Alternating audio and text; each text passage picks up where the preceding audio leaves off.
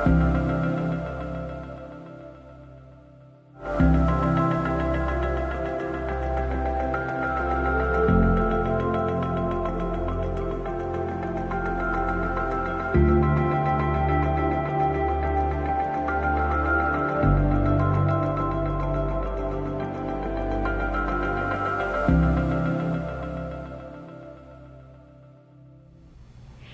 welcome. Welcome to the final episode of Calming Troubled Waters. My name is Suzanne Dowdy, and I have here with me on the panel today is Father Jerry McGlone, Dhirendra Budram, and Liana Rides Rodney. Welcome, welcome. Now, for those of you who are regular Trinity TV viewers, you may have been following this program, Calming Troubled Waters, and this is the final episode. So you think, anyway. Yes, we do. We hope. We hope. So I'm going to ask the panel here who have been going through the various programs to just introduce themselves and the part that they play, the role that they play in the Samaritan movement. Terrific. Well, thank you. And thank you so much for hosting us here at Trinity TV. And thank you for you, in particular, spending the time with us today. My name is Father Jerry McGlone. I'm the head of the Samaritan movement. I'm also research fellow at Georgetown University in Washington, D.C. And it's a great honor for me to be here, living now in Trinidad and Tobago for the past year and a half. And being delighted to actually taste all the good things of Trinidad and Tobago, most especially being a big fan of Callaloo. I thought you were going to say doubles. That too. Dhirendra. Hi, my name is Dhirendra Budram. I am the program coordinator at the Samaritan movement. I've just spent a couple of years working with the diocese for the commissions, but now I'm happy to say that I work for the Samaritan movement. Good for you. And you, and Liana. Hi, I am Liana Rides Rodney. I am the program manager for the Samaritan movement, a recent addition, but I spent many years prior to this working in addiction treatment, and I am happy to do this new thing about helping others to manage trauma. So what we would like to do today is to do a recap of the previous 4 programs of Calming Troubled Waters. So each person is going to take a part and help us to go back into it. I'm going to start with Father Jerry, just to give us a little history of the Samaritan movement and the particular program Calming Troubled Waters, for those of you who haven't seen any of the episodes. Well, thank you for that. One of the things that we have to sort of jolt our memory into understanding and recalling is that this really started from a series of concerned phone calls and conversations that His Grace Archbishop Jason Gordon had with myself and Rhonda Mango, who was the head at that point of Living Water Community. And it was around that time in Trinidad and Tobago when American troops had just flown in, when radar was put in Tobago at that point, when there was a fear of a possible American invasion of Venezuela.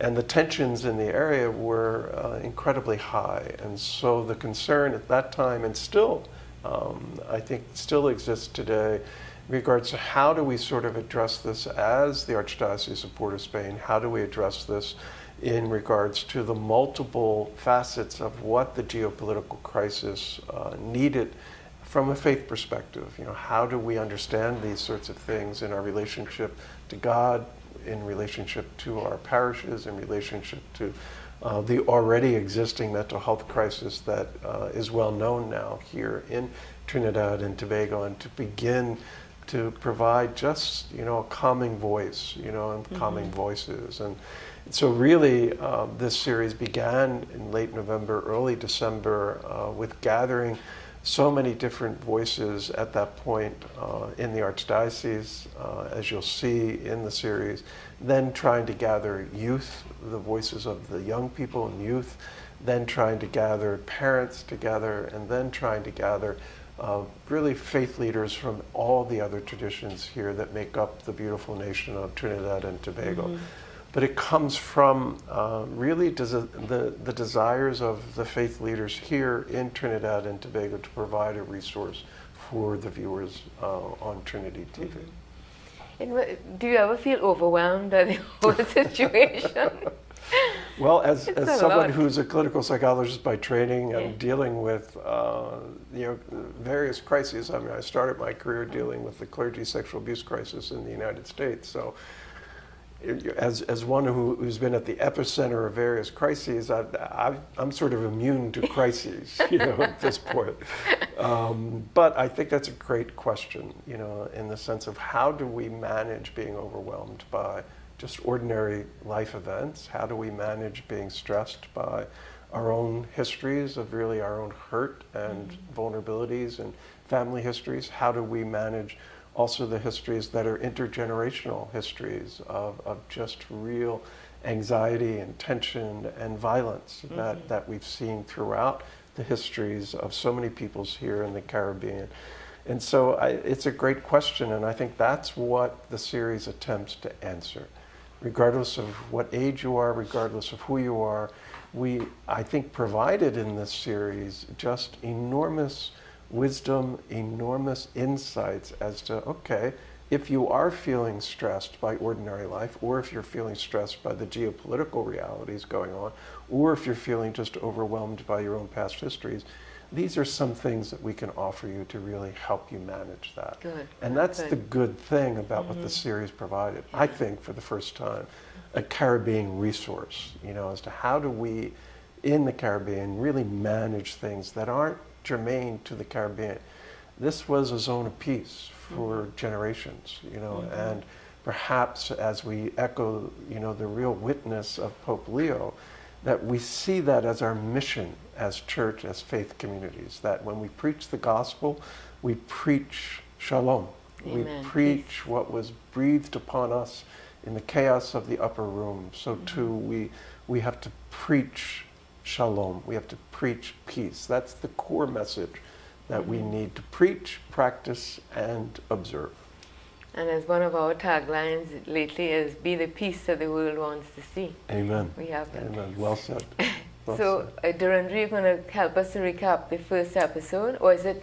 Sorry. Okay. My fault. I'll do that again. That's all right. Leanna. Let's redo that. Yeah. That again. All right. So, Leanna is going to help us to recap the first episode. Yeah, I mean, Father just set the backdrop. The first episode was aired on the 23rd of December when all these things were happening, and there was a real sense of public anxiety. And this anxiety because of the rumors of war and what is going to happen, what is going to happen in the new year, what will it bring, how much more jobs will be lost, So this was happening, and behind that we had what was already existing, the economic turmoil, high levels of crime, domestic violence. All these things were already happening, and then it was like, as Father was saying, what would be the next, what can the church do? And the first episode really sought to bring some light and to help people to acknowledge what they can do to remain healthy, mentally healthy.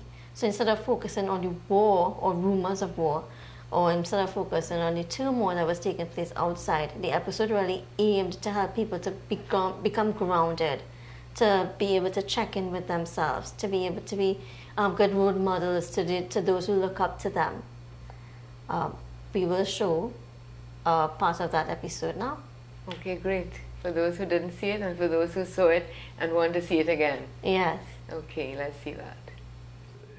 For me, adults have to model what they would want their adolescents or their particular children to really be and to how to manage this. So going back to what I said earlier, if I'm not taking time to breathe in the morning, to really be present in the morning and know what it's doing to me, I can't give what I don't have then to my child or to my student or to even my spouse or to the person I live in community with. And so I think it's really important that there's several things that adults need to manage and monitor in this time. First of all, acknowledge exactly what you were saying, Teresa. This is what it's doing to me. So, that sort of emotional check-in, that sort of sense of what am I feeling in regards to this and what is it doing to me? And to be able to talk to a friend or to be able to talk to your auntie or granny, whoever it is. Okay, I hope you enjoyed that. Very much, yeah. Yes, because it was really cool drink of water in terms of what was happening in Trinidad at the time. And the key takeaway I got from that, or what statement stood out for me, was when Father Jerry spoke about us allowing children to model our behavior. What we want them to do, we must do. You know, we must check in. We must take deep breaths. We must ground ourselves. We must manage our anxiety. We must acknowledge our feelings. And then when they see us doing that, they will model that, because children tend to do what they see, not what we say. Yeah. Right? So that was the key takeaway for me. And also in us checking in and grounded, it means that we are filling back our cup, because it can't pour from an empty cup. That was what Father also said. So you know what? The cure for trauma is resilience. And when children or adolescents see adults being resilient through these healthy practices, they will do the same. That's how we build a resilient community. So you know what? Also, this really, for me, this is the work of Samaritan movement, because in all of our trainings, we practice these also. We practice, in the beginning of the trainings, we practice grounding exercises. We ask people to check in, how they're feeling and things like that. So the episodes really reflected what we do in the Samaritan movement. Thank God for you all. Yes, you're not like all those who passed that man at the side of the road. You all are doing something about it. Yeah, That's well, great. that's what we try to do, and I think what's so important is that if we model what we want children to be, then they learn faster. And that's the key thing. We keep forgetting about that. Like, if we want children to be more resilient, you know, then we have to practice resiliency. We have to show them that it's okay to be anxious, it's okay to be angry, it's okay to feel whatever you feel. It's how you manage that becomes both a healthy psychological reality, but a healthy spiritual reality. I want to say easier said than done for us who are supposed to be adults and we, you know, struggling with anxiety and fear ourselves, but yeah, we have to do that work. Exactly. Okay, so Dhirendra, you're going to introduce us now to the second episode. Yes. Give us a little reminder of what we saw there. Well, the second episode was entitled Lifting Up the Voices of the Youth, and it featured a panel of 4 young people ranging between the ages of 16 and 22, and Father Jerry. And they really just discuss some of the things that they've been experiencing throughout this time, and what are some of the I guess tools, or what are some of the things that they themselves have been doing to help manage the emotions and manage the experiences that they've been having. I think emerging from that, they were able to really highlight a lot of the things that like psychological best practice or spiritual best practice. So emerging from it, there was community and compassionate listening, and those were the 2 key sources of support that they have then identified that they themselves use in their day-to-day lives. So I'd like to really highlight that in particular they shared that they needed to be heard, and that they needed to also listen to each other. So it's about young people hearing each other and really doing this in a non-judgmental way. So I'd like to just show a short clip of that. Yes, let's take a look at that now. What Jonathan would have said was very important, because sometimes we know persons who face suicidal ideation, but we don't have the necessary resources, is what he said, to assist. But I think just being a person who is near to that person suffering with this ideation, just listening to them is invaluable for them, because they can, it's invaluable because they can just vent, and you're just providing that safe space for them to elaborate on what they're feeling. You don't have to give them any advice or tell them, well, you know, what you're doing is wrong, you shouldn't be having these thoughts. It's probably normal for them because of what you don't know what they're going through in their homes, in their lives. So just being there, present for them, is invaluable. Because I had a friend in secondary school. He was the happiest guy, you would know, very talented, very very funny as well, really funny. You would never expect him to be going through so much at home. And even to this day, I don't know what led him to take his own life. So it's very, it's a sensitive topic, a very taboo topic in Trinidad, I would say.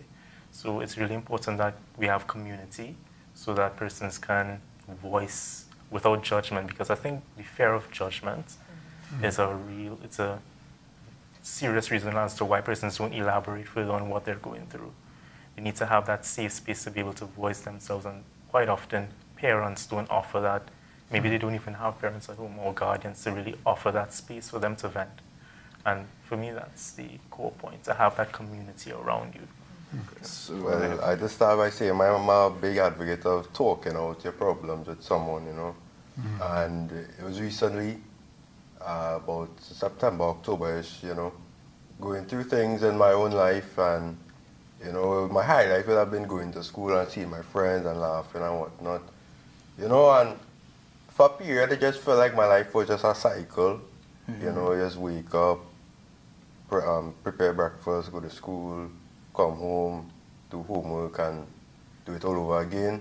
This was when you were in secondary school or No, in rather university? in university, Okay. you know. And, yeah, I took my own advice. I went to a friend because I know he has things he's going through in his own life. And the thing I always remind myself is that I'm not the only one going through these problems. And something I like to tell other people, you're not the only one. So I went to him and, you know, I just spoke to him about it. And I realized by just talking to him, having someone to talk to about the problem, you know, over time, it did start to get better, you know, and it genuinely does help being able to speak to someone about these problems. It doesn't have to be, well, in my case, someone who was trained in that field or anything, or someone who could actually give you that kind of professional advice, but just being able to get that off your chest, you know, it genuinely felt like a weight was lifted off of my shoulder, and, you know. Oh, wasn't that just wonderful? Happy to see the young people being able to voice what they're experiencing. Yeah, and I think the true wisdom was that this was unprompted. You know, they came themselves with this information and with these solutions to the problems that they're facing.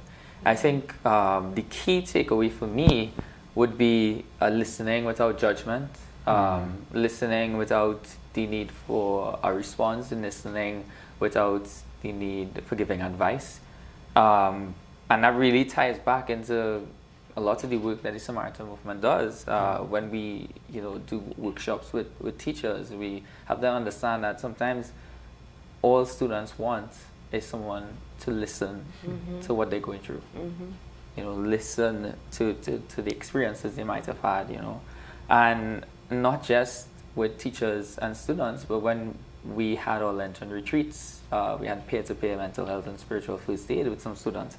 That was also very key for them to really understand that, you know, they just need to be there. They just need to be present. They just need to listen. So I think that's really the major highlight and the key takeaway. Yeah.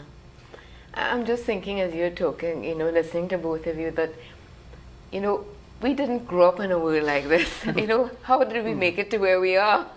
You know, because, I mean, in my day, going to school, and, you know, there's a certain kind of mindfulness now that we're being led to that we just didn't have in our day. That's so true, and I think what Dharinder just said is so powerful, that oftentimes adults think they need to come up with solutions. The biggest solution is just show up in a person's life and listen, and be the presence that is non-judgmental. You know, and that is just sheer wisdom. So thank you for that. And the church now in our synodal journey, we're learning about that. Well, and see, that's power of core to listening. us. We are synodal. That's our methodology as the Samaritan movement. You know, we use the theological context from Paul Tillich, where we believe that the first duty of love is to listen, and that to me is profoundly important for our church today, but also for healing past trauma. Thank you. Well, we're going to take a little break now, and then we'll be back. So please don't go away. Hello everyone and welcome back to another Samaritan Minute with myself, Darian Narayan from the Samaritan Movement. Today we're going to talk a little bit about your inability to sleep. When you lie down in your bed at night and you are finding difficulty to fall asleep. This is a moment where your mind might be replaying everything that you didn't do or everything that you should have done throughout the day. It is not necessarily that your body is broken, it is more that your body or your mind is in alert and survival mode. So in a moment like that, what you need to do is bring yourself back to the present moment. And there is the 5, 4, 3, 2, 1 technique. So remember it with me. Let's go through. Name 5 things you can see, 4 things you can feel, 3 things you can hear, 2 things you can taste, and 1 thing that you can smell. And you could vary those different senses as well. So you could change it up. It could be 5 that you smell, 4 that you touch, etc., etc., etc. It doesn't matter the order. What you're doing is that you just want to bring yourself back to the present moment to allow yourself the opportunity to realize that I am here now, I am present to myself, and I'm going to move towards falling asleep because sleep is essential. So that has been another piece of advice from the Samaritan Movement.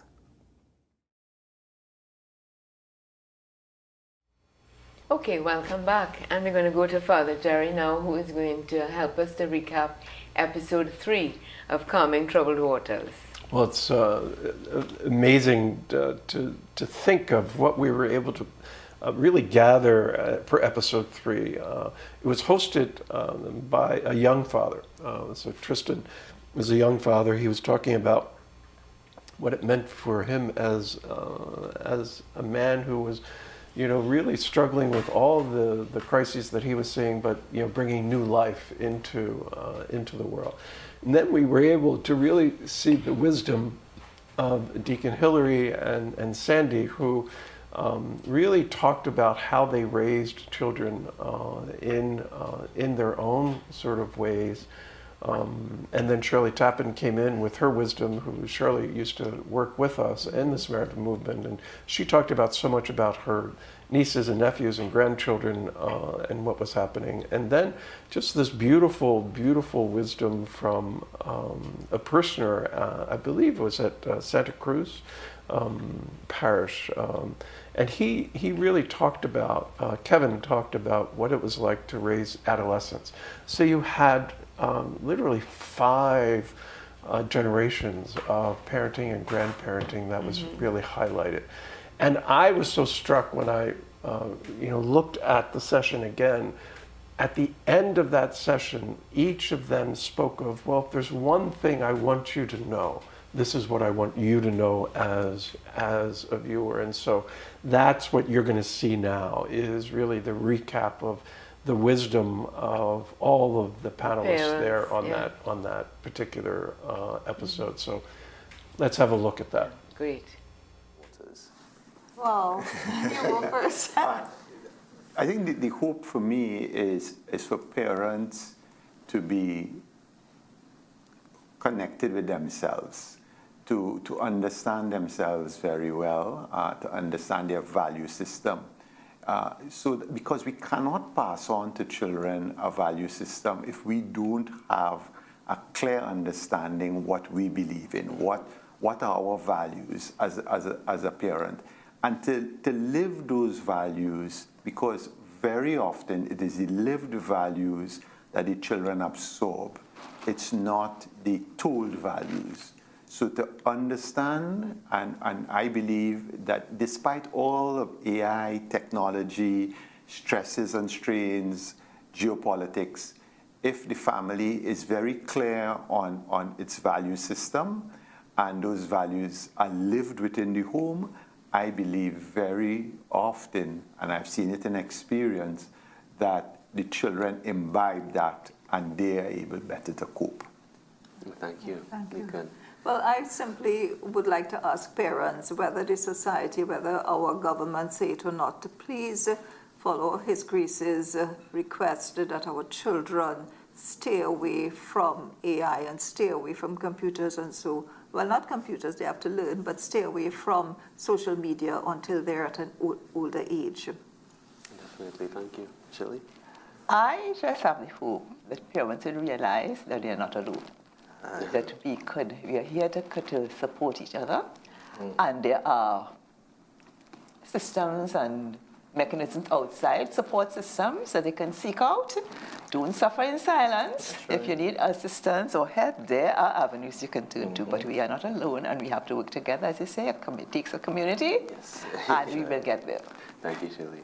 Yes, Shirley took the rose right from my But what I would add is that we're not alone as parents, and although our faith doesn't eliminate fear, but is the foundation how to navigate troubled waters. Wow. When I saw that again, and now as you saw that, and Dow, just the wisdom of that. I want our viewers to really take away what I saw as essential there, that all of us are impacted and use social media on a regular basis. It's really important to know how to use social media in parenting today. And one of the key aspirations we have in the Samaritan movement is to really provide you with the parenting tools that we think are necessary, but to actually do it well through social media, through video modules, and through actual face-to-face learning. What you saw there, though, are really important takeaways, and His Grace has been really important in leading the nation in really looking at how do we protect young people from the influences of social media early on. And so I think the current government's going to be looking at that through their own legislative agenda, but I think it's really important that parents take an active role in supervising their kids, especially prior to the age of 12, with any and all use of social media, and protect them and monitor them. The second key thing there is, much like what we've said before, in our trainings, is really that you have to model appropriate use of the cell phone, of the computer, of social media. So when you are having meals together at night, put away the cell phones, put away all those various things. And I love what Shirley Tappan said too, in the sense of what we know in regards to this anxious generation is the more we encourage face-to-face interactive play of youngsters and teenagers, and that face-to-face relationship, the healthier your children will be. It's not that complicated. Go out and play, go out and see nature, go out and experience a sunrise, go out and experience a sunset. We know that the neuropsychiatry, the neuroscience of experiences of awe, AWE, naturally relax us, naturally allow us to be who we are. That's what we try to teach in the Samaritan movement. That's what we try, and hopefully we'll be able to relate to you as a viewer. Take care of yourself, take care of your children, but most especially get outside and play. Thank you.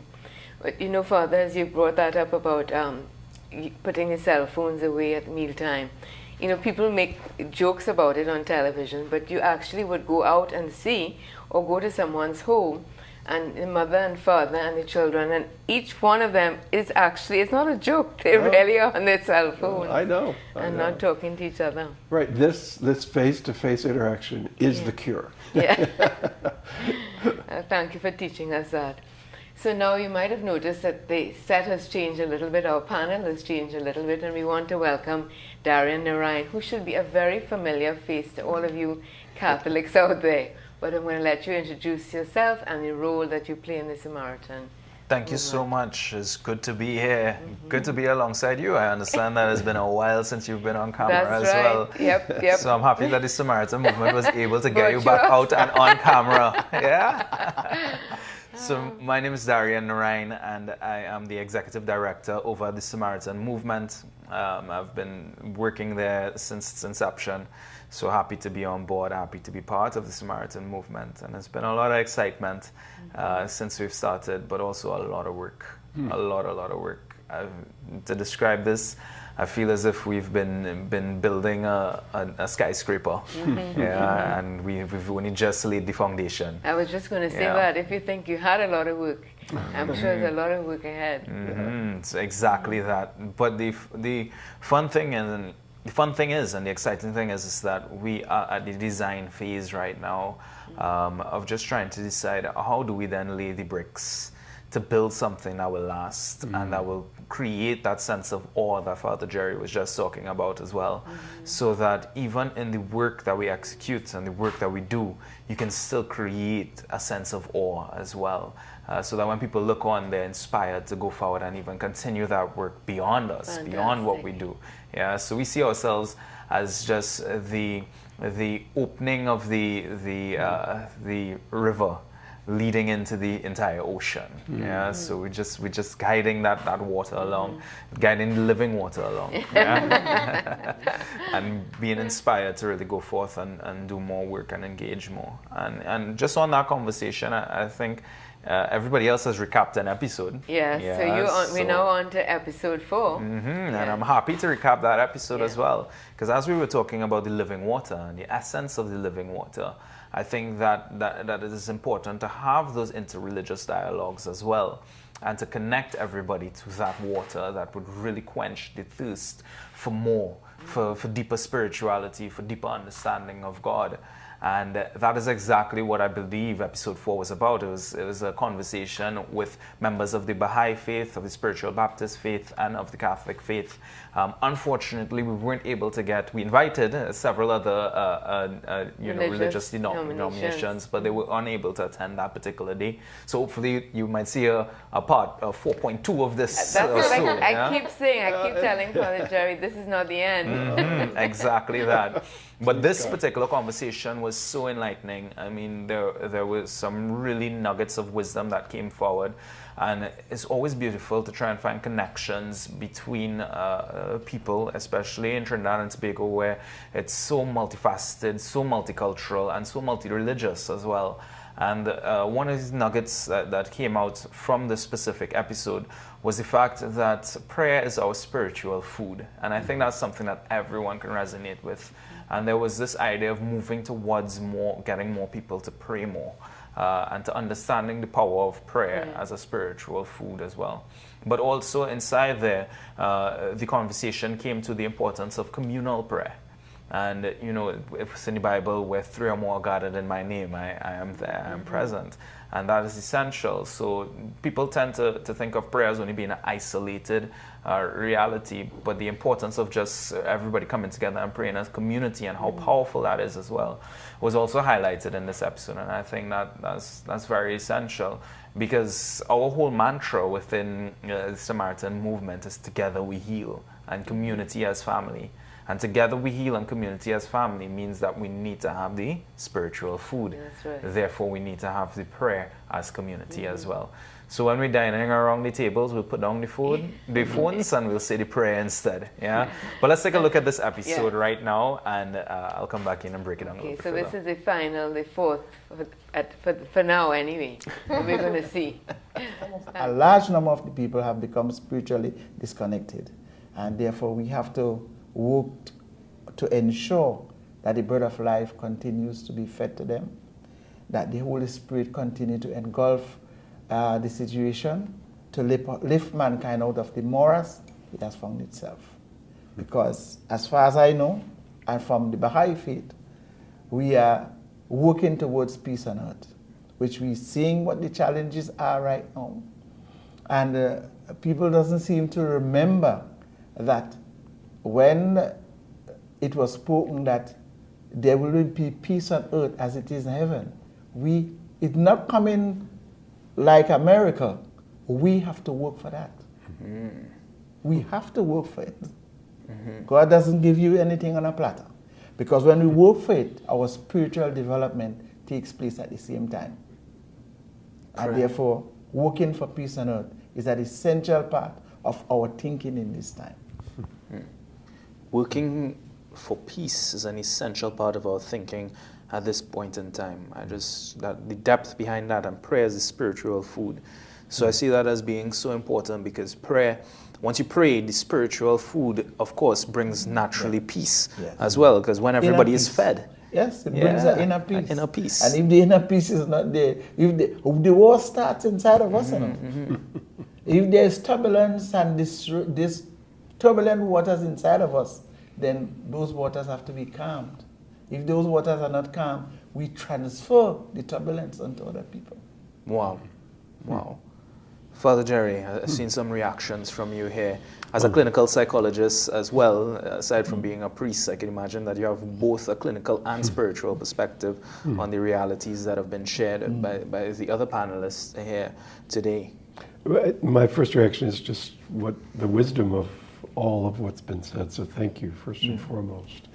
Just profound wisdom, I think. And I loved what you were saying, Pastor, in the sense of, you're speaking my language as a psychologist, in the sense what trauma does. I think in many ways what we're seeing is the ways in which our brains shut down in the face of trauma, how our bodies shut down, how we get overwhelmed. And therefore, how do we care for ourselves when we're overwhelmed? Well, oftentimes people don't care for themselves. That's the problem. They get involved in alcohol or drugs, or they get involved in other ways to numb the pain of what's going on. And I love that image that you use, Doctor, in the sense of that I can't give what I don't have. If I'm not really working on that inner peace, that inner serenity, that inner way of managing what's happening, then what can I give? As we teach in the Samaritan movement, you can't give from an empty cup. We really have to take the time to pray, as you said, Pastor, to really come back to the rootedness of it, to really listen to the wise elders, in all of our various faith traditions, and sit down and just spend time listening to each other, to create spaces for peace and prayer to occur. That's, that goes a long way to combine the psychological and the spiritual. That, in many ways, what we see in medicine today, what we see in psychology today, is really pointing back to our traditions of all of our faiths represented here. So it's just profoundly, I think, important. So I just appreciate the wisdom of what I've just heard. Wow, to the viewing audience at home, I know you all were taken up by that for sure, and you all were just amazed by that episode, and I'm glad that you all got a chance to see it. But make sure to check out our YouTube channel as well, the Samaritan Movement, and also Trinity TV right here to see much more of that and the full episodes of everything that we've covered as well. Oh, sorry, I'm taking your job. Let me just No, not at all. Not at all. I'm just thinking, that there may be people who are seeing this episode as their first episode. So now, they have to be able to see the other one in entirement. And on YouTube, you can go on and see it, all the episodes, which is so great. Exactly. And thank God for the technology. Correct. Well, and I think that was the wisdom of what we were thinking of in regards to why this final session would be so important, is one, to provide a summary of all that has happened, but also to just highlight the resource of Trinity TV working in combination with Samaritan Movement in regards to that these are now permanently there in the YouTube channel. They can access our website at SamaritanMovement.org. They can call us there and contact us there, because we are at the infancy, as Darian was saying. We're just beginning this whole movement. But the real call, I think, of the Samaritan movement, is the fact that we want to be together to heal, because we believe that we need to have a community as family. But we need other people to step up and be with us as Good Samaritans.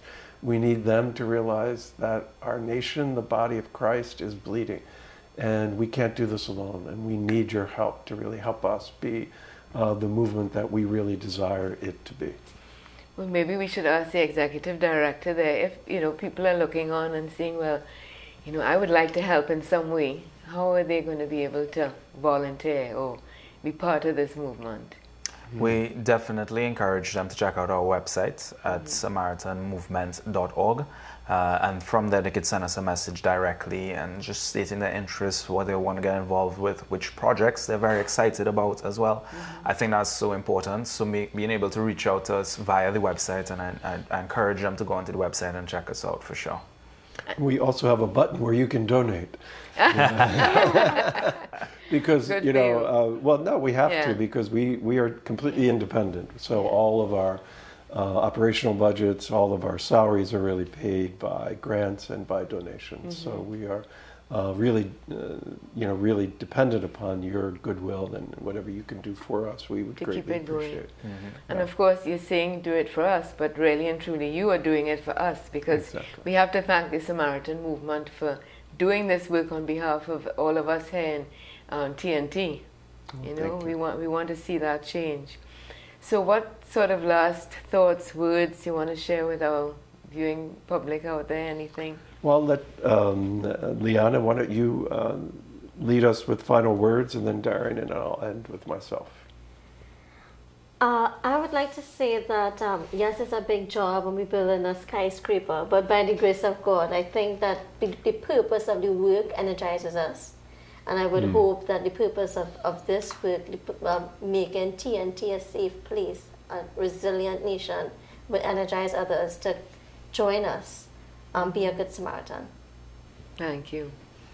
Just building on that, I think we need to understand that the Samaritan movement cannot do this alone, and that we need as many hands on deck as possible. And I take this opportunity to really thank Trinity TV and Living Water Community for working with us, because I feel like if we're holding hands right now and moving, And we are happy to do that. yes, Happy to a do big, that. big thank you. That is like one example of how we can do this together, and there are many other examples of how that is possible.